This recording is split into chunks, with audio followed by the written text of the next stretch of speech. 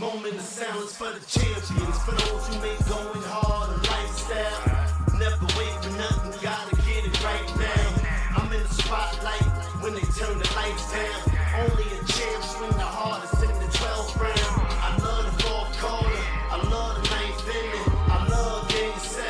Bring on the competition, cause in my heart, can't nobody do it better. Can't slow me down, won't stop me, never. I'm so Cassius Clay, I'm Tyson in the prime.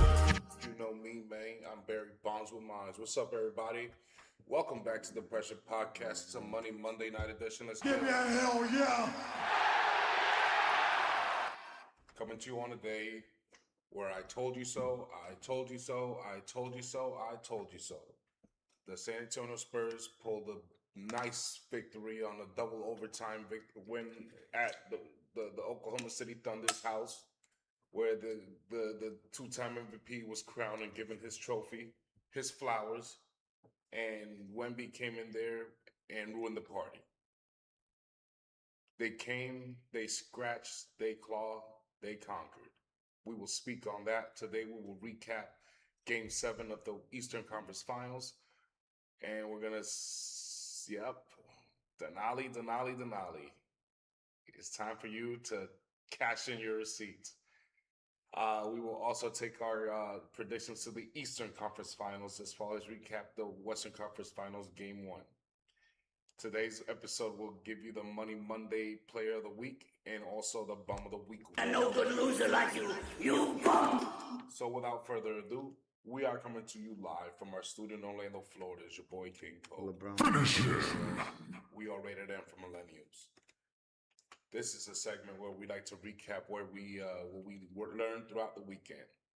What we learned after the shellacking that was the Eastern Conference semifinals Game 7 yesterday. The Cavaliers jumped out off the gate where all playoff long they were the ones with a slow start. And it kept going and going and going. They never relented it. They just kept building in every single fucking quarter. Till Detroit figured that this is it. It's time to pack our bags. We have nothing to say. James Harden had a typical James Harden Game 7. 9, 5, and 6, 2 of 10, 0 for 5. What the fuck? 0 for 6 from 3.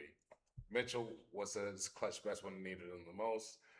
Jared Allen and Merrill and Mobley. So you had 4 guys with 20-plus games over there. None of them was James Harden. We could have bet that. We could have guessed that. That is not surprising. What's surprising is that Cade Cunningham showed up with only 13 points, which is very, very pathetic. And he also had no help from Jalen Duren or Tobias Harris, for that matter, who was 0 for 5 and 0 for 2, respectively. Basically, what I learned from this series is what I've known all season long, is that Cade Cunningham and nobody else in Detroit, they need help. I don't trust Duren. I don't expect much from Thompson on offense. And Tobias Harris obviously ain't it. So, to me, it's back to the drawing board for the Pistons. If they can get a guy like Greek Freak, go ahead. I don't know how many other options are out there. I don't know if Paolo Banchero is going to be requesting a trade anytime soon. But any big that will be an excellent combo with Cade Cunningham that I see is not available right now, other than, Greek Freak. Yeah.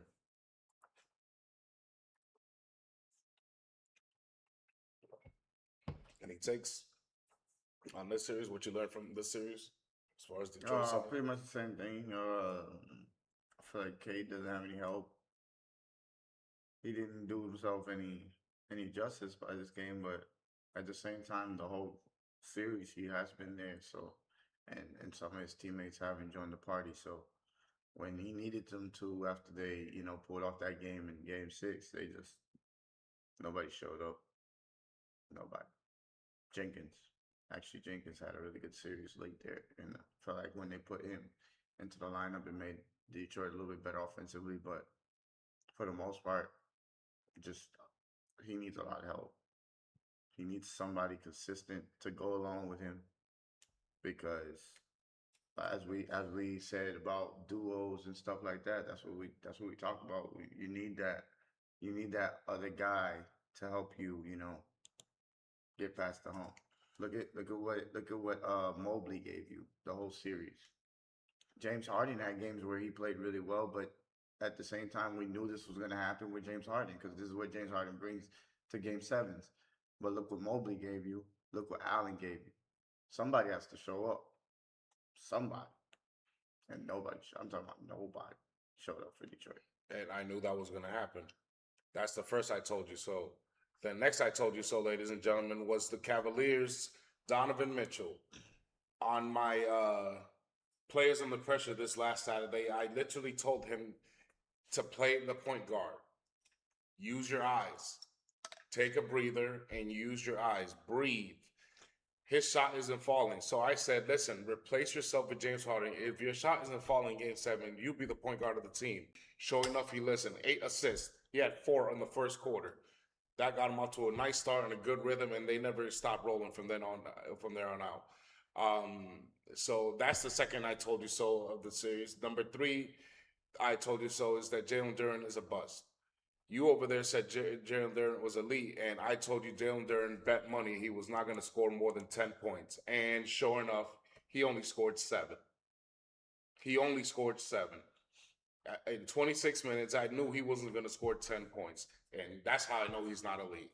That's 3 I told you so. That's 3. There's still one more. Let's get to that motherfucker right now. Before we do, is there was anything here that you learned from Cleveland in the 7-game series? Mm-mm. Not really.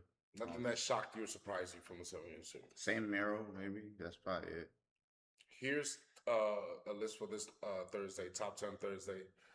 Just so you know, guys, I will be going on vacation this weekend, so I will be back till next Tuesday. So Thursday will be the episode. We won't have one for Saturday or Monday, but Tuesday when I come back, we should be ready. So, for top 10 Thursday, top 10 surprises that we saw in the playoffs. Good or bad? Okay. All right. But no surprises from the Cavaliers, nothing that, nope. Not really. Gotcha. I felt like Mobley could meet these expectations of being, a double guy. It's about fucking time. The 4th I told you so. The 4th I told you so was that the Oklahoma City Spurs can't hang with the San Antonio Spurs. The Spurs went in there, cracked the fucking first quarter, and got them going before the Thunder responded like champions do. In a what was going to be a rout, they ended up going to double overtime and still couldn't hang on the night where the MVP received his 2nd trophy in a row. It was disappointing for Oklahoma City Thunder fans because normally they close out with these kind of games, but they couldn't get a handle on this one. They couldn't get grip on this. I think that the Spurs just took the Thunder's best punch at home and survived.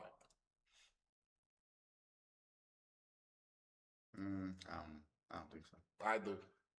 I don't expect Caruso to do this, and I expect the SGA to continue his woes. Let me point up a little picture here for everybody. That's why I don't expect SGA to continue his woes. Hell, there's no way.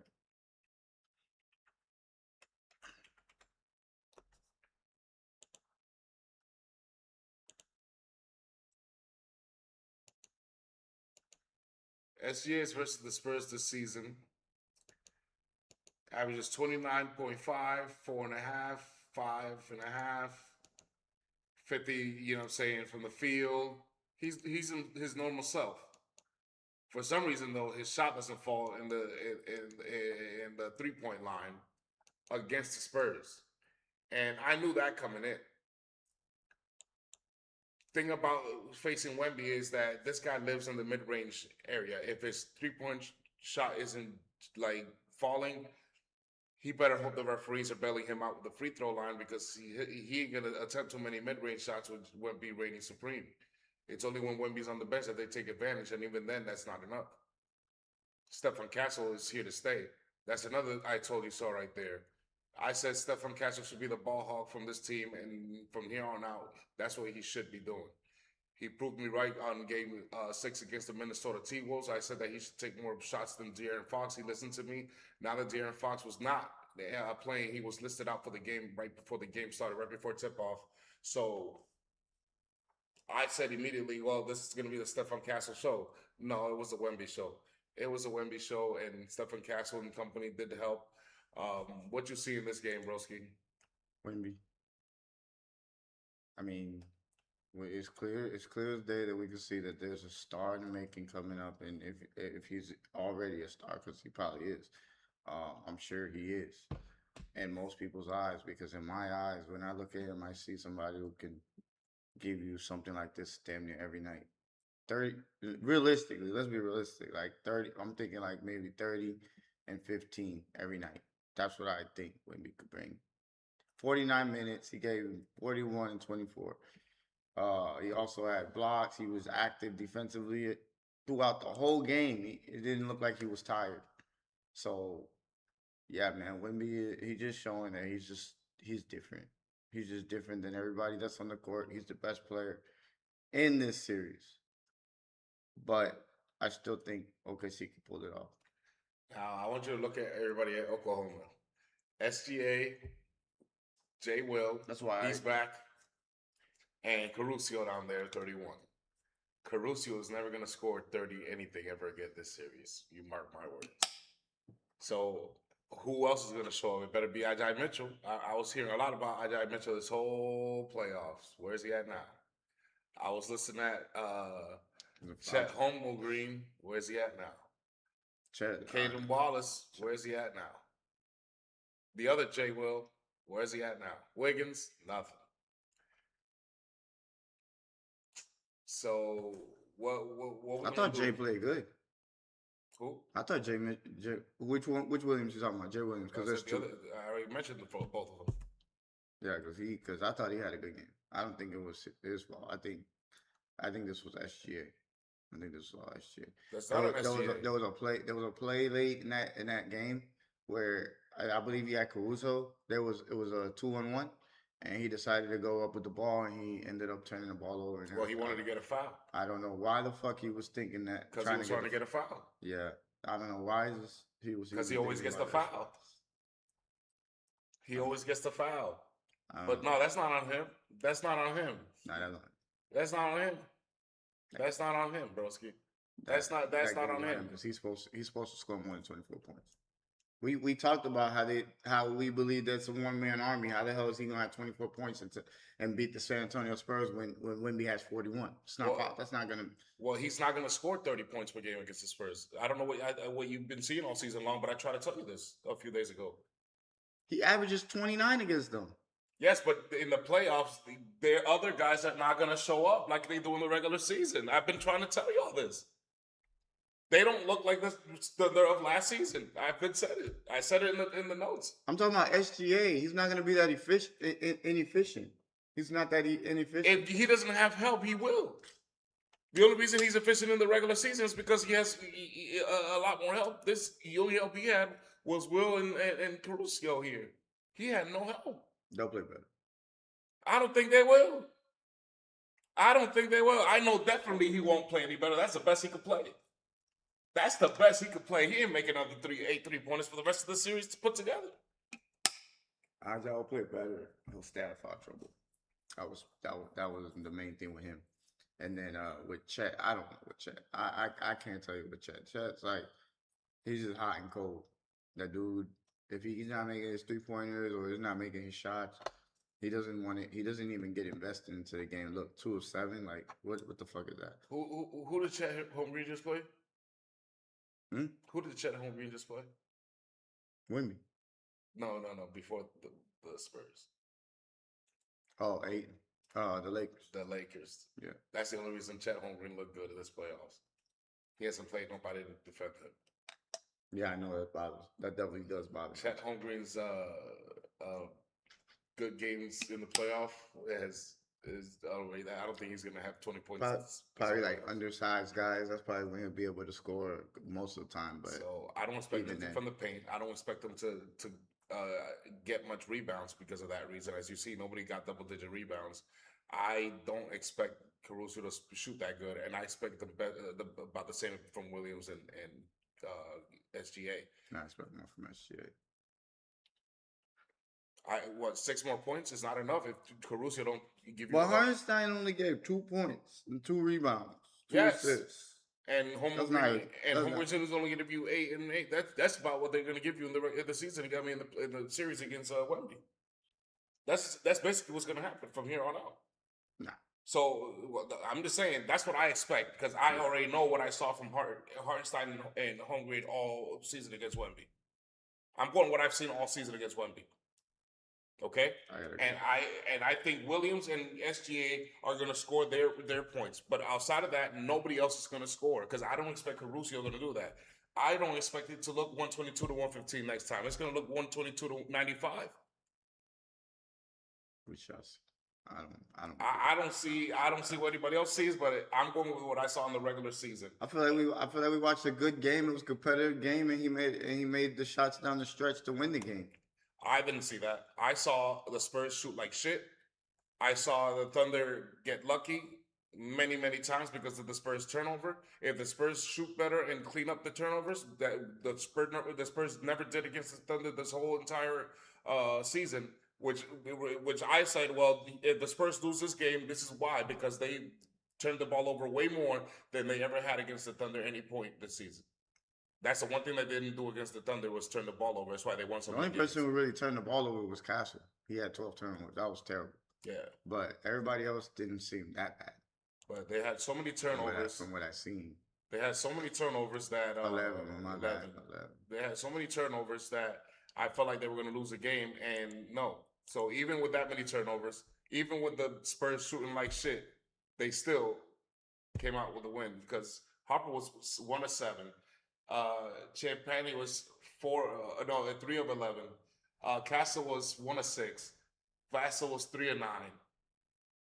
I'm sorry, bro, but some of these guys are gonna shoot better no more the time, and Wemby didn't even shoot that much from 3. If he wanted to, he could have. So I'm just letting you know, the Spurs didn't even play their A game, and they still beat them in double overtime. I don't think the Thunder did either. Yeah, but I expect the Thunder not to play their A game against Wemby. I expect the Spurs to play their A game better than they did this because I don't see a reason why the Oklahoma City Thunder are gonna do it. I just don't. Unless Castle turns the ball over 11 times per game, then maybe you got an issue. But if they clean that up, I just don't see it. I think they'll be more efficient. Because the Thunder are not exactly the best 3-point shooting team in the first place. And they didn't shoot that bad either. They just didn't shoot that good.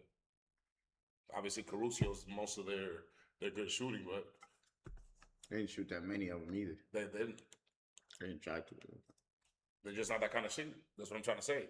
So where's the evidence that they could pull a win against the Spurs? I don't know. That's what I'm trying to say. I really don't get it. But that's why we have to play the game, shall we? The evidence is last year. That's my evidence. But last year's last year. I'm going with this year only. This year only.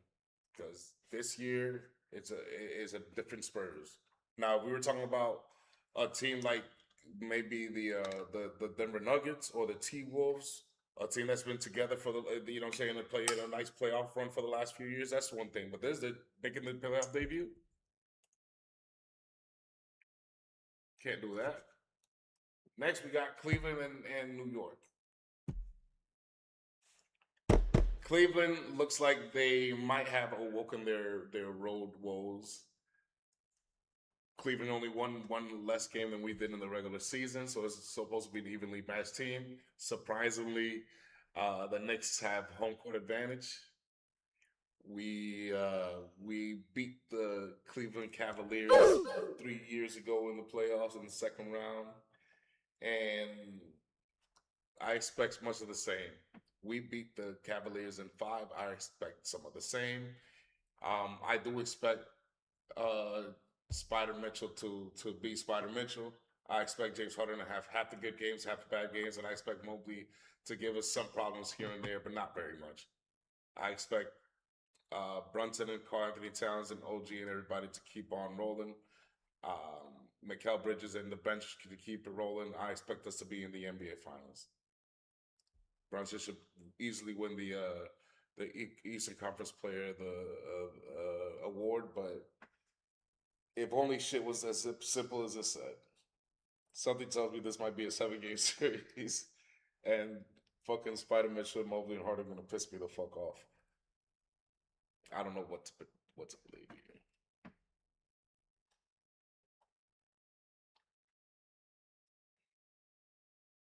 You're not ready for a Spurs dynasty.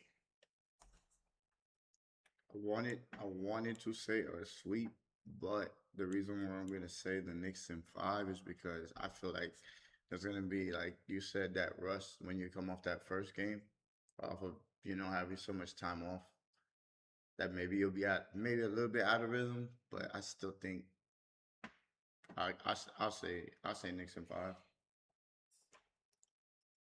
I'll say they get one. I believe it's 1-7. I don't know. I think once the Knicks put their mind and heart to it, they just their mentality and the heart that they show down the stretch in the clutch. And James Harden ain't never shown none of that shit, so I ain't expecting it. As much as I saw, like there was like one game that you said Detroit, that James Harden had against Detroit where he did that shit, but that was against Detroit. This is not Detroit. I pray it's an easy series. I just want the Knicks to This is an easy series. I pray it's as easy as it does, but something tells me the Eastern Conference Finals even want you to like start biting your fingernails or anything over this shit. The Eastern Conference Finals not meant to be easy, and knowing it's Madison Square Garden, I know that the stars like to show out, and they will show out. I don't think it's going to be enough. I don't think Cleveland's enough for what we got, but the thing is, we are a better defensive team than they are as well. That's where I hang my head on. We still have the Tom Thibodeau. You have the most clutch DNA, player in the NBA, and we have the most clutch player in the NBA. And you have probably the second best center shooting the ball in the he's the best. He's the best center in the NBA shooting the three. So if you guys want to fuck around and double Jalen Brunson because he's going off, because that's my thing. Who's guarding these guys? No, statistically, he's already the best shooting center of all time. Yeah. So Jalen Brunson, who's guarding Jalen Brunson? Mitchell, he'll be in foul trouble if he do that. Or what? James Harden, he'll be in foul trouble if he does that. So who they putting on him? There's nobody they're gonna put on him. Then there's Bridges who's shooting the ball well, so you can't come off of that. And Anobi who's shooting the ball well, so you can't come off of that. The difference between them is that they actually have guys that they can keep in front of those stars that are on the Cleveland Cavaliers. Now, if Jared Allen can do what he does every other game, that might be it. Then Cavaliers have a chance. But the only way they have a chance to win games is if they bother Karl Anthony Towns and get him in foul trouble. But even then, you got to contend with Mitch Robinson, and that's where I still. And I'd rather not. So that's why I just go with the Knicks. It's a deeper team, well coached, rolling on all cylinders, well rested, and they got Anunoby back. So game 1 tomorrow at Madison Square Garden, the Knicks are favored by 7.5. I don't know if that's going to cover, but I have the Knicks at 4.5. Basically 4.5. Denali, the Knicks would have swept Detroit. That's why I'm like, that's why I don't believe Cleveland is on that level, because Cleveland went 7 games with them. Why did y'all go so long with that team? There's no reason to go that long with that team. Too much New York City bias here. No, it's not. I'm not even from New York, so I don't know what you're talking about. Nobody's even glazed in New York City. New York City's in the Eastern Conference Finals. It's only 2 teams. I'm supposed to pick from one of them. We're supposed to pick from one of them. I'm a Knicks fan. I'm gonna pick. Oh, what you want me to play it safe and be like? Oh, they're gonna win in 7. The Knicks. No, you didn't even pick the Cavs to beat the Pistons, and now you're picking the Cavs. Yeah, but that was last year, and last year they had some other pieces that they don't have right now. You forget about Beasley. The Knicks didn't struggle to beat the Pistons. The Knicks just shot like shit. That's why it looked like we struggled. We were shooting like shit. Had we shot regularly, we would have blown them out. And they were shooting the ball well. That was the thing. And they still couldn't beat us. We shot like shit and we still beat them in 6. Had we shot like normal, we would have beat them in 5. And how did they win, Denali? Who made the shot, Denali? Like you guys don't take the you guys don't watch the whole game. I think you guys just watch clips. The Knicks already beaten the Pistons and the Cavaliers in the playoffs, and we're way better than we were those years around. So With way more depth, way more experience. we're way Already better than been we were like last through, you year. know, the ups and downs of the playoffs. Mind you, Donovan Mitchell has 2, but the difference between Donovan Mitchell is he got James Harden, and You can call Jalen Jalen Brunson Brunson all you has want to, but he Karl scores Anthony more Towns. points and more clutch than anybody you like. So let's get to the money player of the week. Every Monday, we like to give you the award for the best performer of the week of the second round. Here we go. Without further ado, Give me a hell yeah! I went with Stephon Castle. I gotta give him his flowers, man. It looks like he's a rising star for the Spurs, and I also want to shout out Dylan Harper, because that kid does not play like a rookie. That kid's out here playing, and he may fuck up and make mistakes, but he don't. It looks like it don't bother him. It looks like he knows he's just out there just playing ball. I respect the hell out of his game. and But when you win, what? I was gonna say 49% from field goal percentage from Stephon Castle from the field. You got 44% from 3-point. That's amazing. 79%. I'll take it because you're not the best free throw shooter. 29 points a game, 6 rebounds, 6 assists and 5 rebounds. That's pretty damn good, bro. That's pretty damn good for somebody who's never played in the playoffs. And when you put him in the Money Player of the Week award, we stick him in the Money Mansion, baby. He's in there shining with LeBron, Cade, Crypto P, Luca, some of the best. Anthony Edwards, and as you can see down here, we got my man, what's that? That was Jalen Brunson, my bad. Yeah, I forgot I put him in there with Josh Hart and DiVincenzo.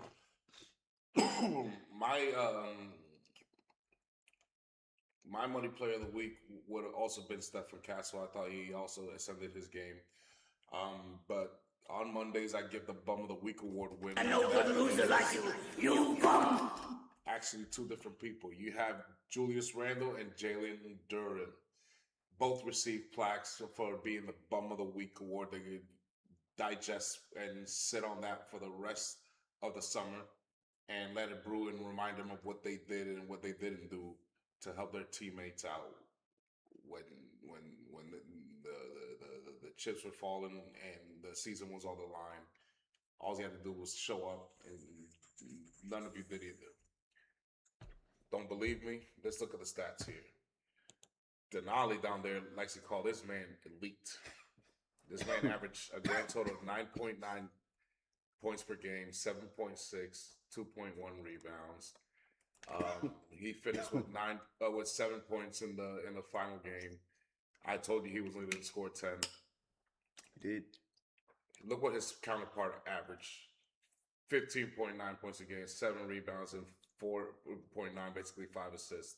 He had 21 and 12 in the final game. And look at that, double digits in the last 7 5 points to 21 in the final game, and you wonder why you lost. That's a difference You of see that? 14 points. 1, 2, 3, 5 games in a row where he averaged double digits. Yes. Shout out to bro, man. So Dern lost his job there. Denali, would you call him duress? Then you have Julius Randle, who averaged 12.8 points per game, 7 rebounds, and 1.5 assists. Field goal percentage is His crazy. field goal percentage 34.2.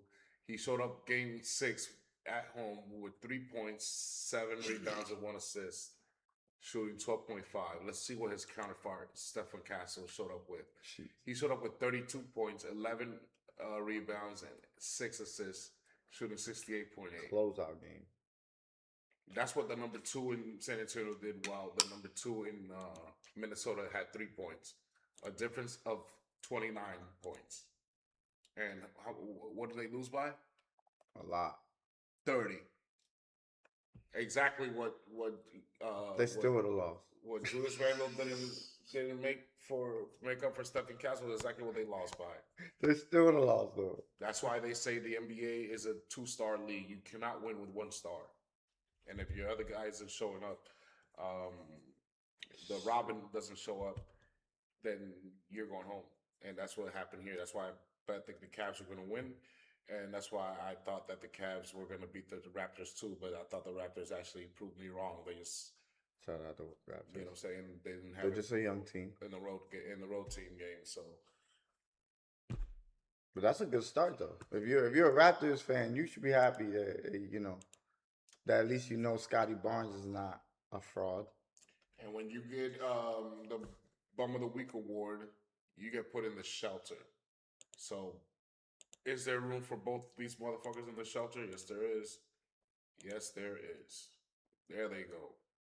Jalen Duren and Julius Randle, newest members to the shelter. I know good loser like you. You bum. 3 points and 7 points, respectively, in their last games at home in front of their fans. It looked like somebody punched him and he saw stars because the magic thing is so good. It To his doesn't matter. face. It doesn't matter.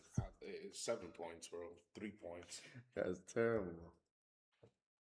All they do is to shut me up is to score 10 points. I said he wasn't going to score 10 points. All you had to do was show up and score 10. 10, and he would have shut me up. 10 points. He couldn't even score that. And Denali has a nerve to call him a lead. And you call me a casual. No, I casually asked. Denali just said he's a max I contract. casually asked you guys to bet that he was not going to score 10, and he didn't score 10. How am I so casual to know that? I wonder, Denali. I wonder about you sometimes, bro. I literally do. Well, I think we're going to cut it here, guys. There's not really much to talk about. There really ain't much to talk about. The NBA season's winding down. So, Top 10 Thursday will give you top 10 surprises in the NBA playoffs. Top 10. I got a question for you. Who's the number 1 pick? All right. I don't know. I'll say the Dominican dude from Michigan. The number 1 pick? Yeah. The Dominican LeBron. Nah, that's the number 1 pick. Yep. Denali, who's the number 1 pick? If you have one. I'm not gonna go with somebody who didn't win a championship in college basketball. But shit, how many times do you get a player like that and they end up winning a championship for real? We don't know because Davidson won. Davidson didn't win shit with Steph Curry, but Steph Curry got a championship. Yeah, but Steph Curry was a sniper. Yeah, and some of these niggas look like they really like that. Devanza looks like the number 1 pick. No, they look like a bunch of. But I like the Kansas. No, they look like the Kansas kid. They look like a bunch of Jalen Duren. I like Peterson. Yeah, Jalen Peterson's Duren and Anthony Bennett. That's what they look like. Most of those guys ain't even gonna make the pros in 3 years. Peterson is gonna be a fucking problem. You know damn well only 3 of those guys are gonna live to see the league in 5 years. Nah, that's not true. What in this draft? Yeah. Nah. Only 3 guys are gonna live to see the NBA in 5 years. You know that's not true. No, Because there be people that surprise you and nah.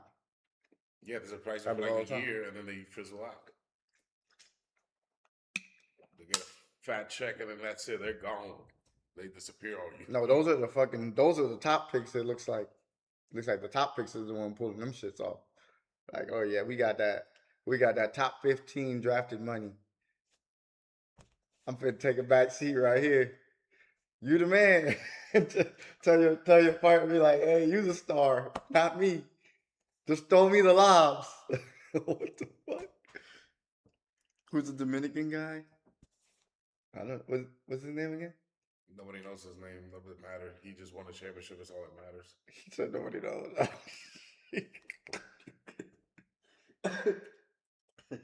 Oh shit! You don't gotta know his name. All you gotta know is that he's an NCAA champion and there's nothing you can do about it. That's all you gotta know. I thought it was like Lendenborg or something. It is.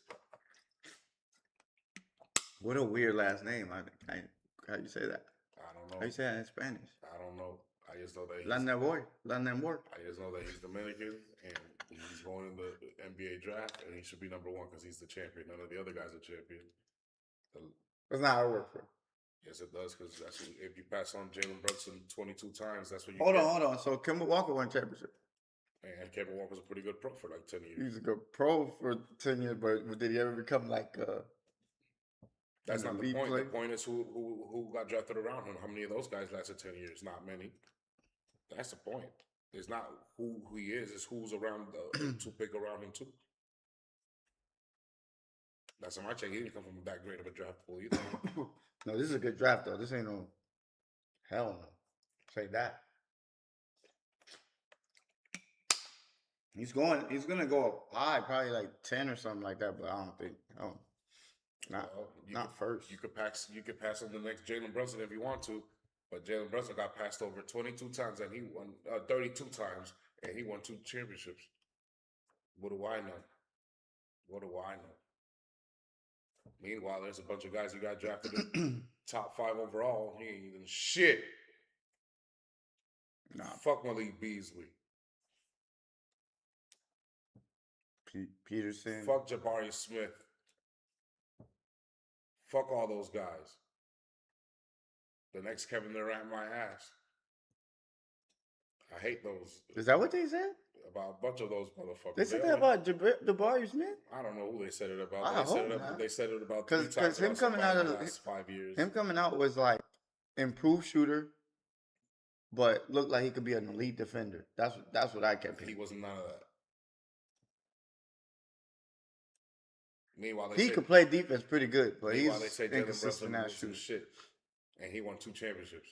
Now look, yeah, I'd rather pick champions. Fuck y'all. Y'all could pick some bums if you want to. Take a chance on a bunch of Anthony Bennett's if you want to. Not me. I'm gonna take the Dominican guy. He passes the ball, he plays defense, and he wins. And he's 6'8". No, 6'9". Yep. I don't even know if he shoot free throws. Fuck Sangoon. I don't like Sangoon either. Who the hell likes Sangoon, man? You can't educate me on hoops, bro. You lost with the Raptors and you lost with the Pistons. You've lost 2 rounds in a row. You can't speak to me. He said Dominican. And you lost with the Lakers. Your Lakers got swept. He's spitting facts there, though. Dominicans do dominate baseball, but they're good at basketball and everything else too, bro. It's not like basically what my man's saying over here is that guy could end up being the best player in that draft. You just didn't see it coming because you picked some of these flashy guys in the front. That's possible, but from what I see, those other guys look like they gonna be a problem. Yeah, they always do. Yeah, but I mean, most of them never do. They don't. You're right, but some of them do. And Cooper Flag was one of those. Yeah, but for every no, Cooper Flag, you could tell was a difference maker. There's no number 1 overall type guy like that in this draft. Consensus number 1 overall. Otherwise, you wouldn't have asked that question. That's not this kind of draft.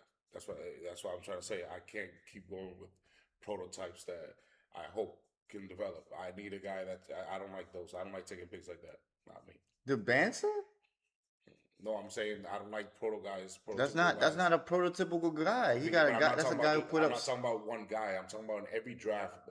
People usually go for the flash guys with the athleticism, and 90% of them don't do shit ever.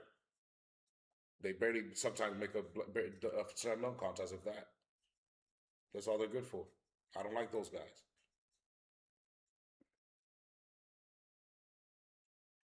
Those guys don't become Michael Jordan. You're entitled to your own opinion on that, but I feel like these 2 guys could be that. But you talking about these 2 guys. I'm not talking about those 2 guys. But those are the 2 guys that are going number 1, either going number 1. That's what I'm trying to tell you. Well, it's between those 2 guys. You can ask anybody. That's a consensus. I'm not sure if that's going to be what it is, but that's the consensus.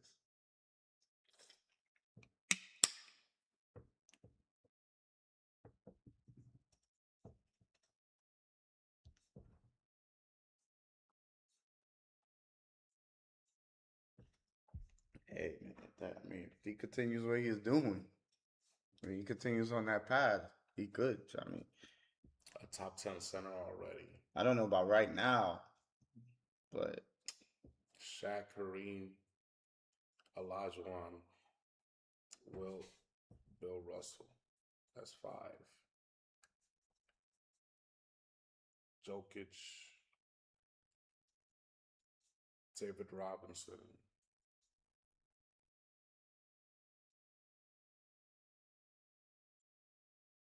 you put him over Matumbo. I mean, I'm talking. I'm not talking about skill set. I'm talking about because of stats. Stats matter. That's why I can't put him there yet.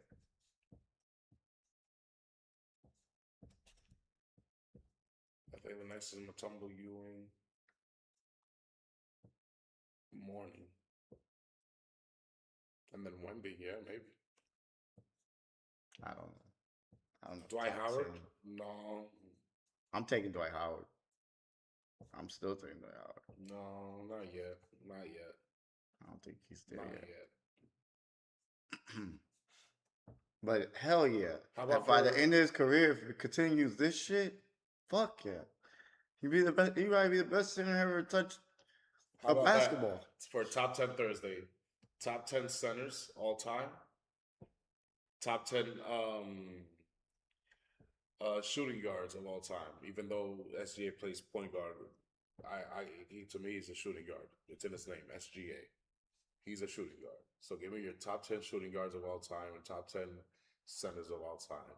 And for the Knicks and Cavs, give me your top 10 point guards of all time. From the Knicks and the No, because the Knicks and the Cavs, both Donovan Mitchell and Jalen Brunson are basically point guards because they're both 6'2". So give me your top 10 point guards, and for the Spurs and Thunder, since I consider SGA a shooting guard, give me your top 10 shooting guards, and since Wemby's a center, give me your top 10 centers of all time. So give me your top 10 point guards, shooting guards, and centers of all time.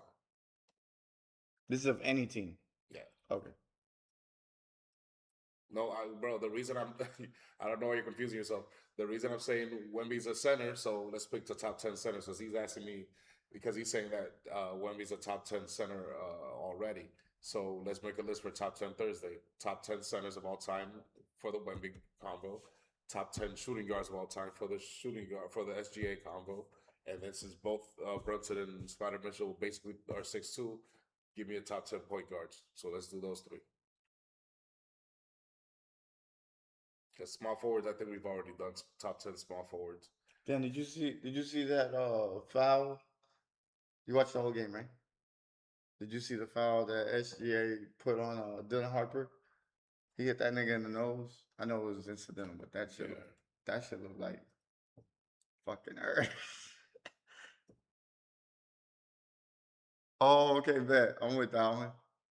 Top 10 dirtiest players. Top 10 We ain't dirtiest done players. All right. We ain't done that. That'd be easy. That's a good. That's a good, right? Good one, Denali. He goes on right now. Where's he at? There you go. There we go. Looking at LeBron getting swept with a nice blondie right behind him.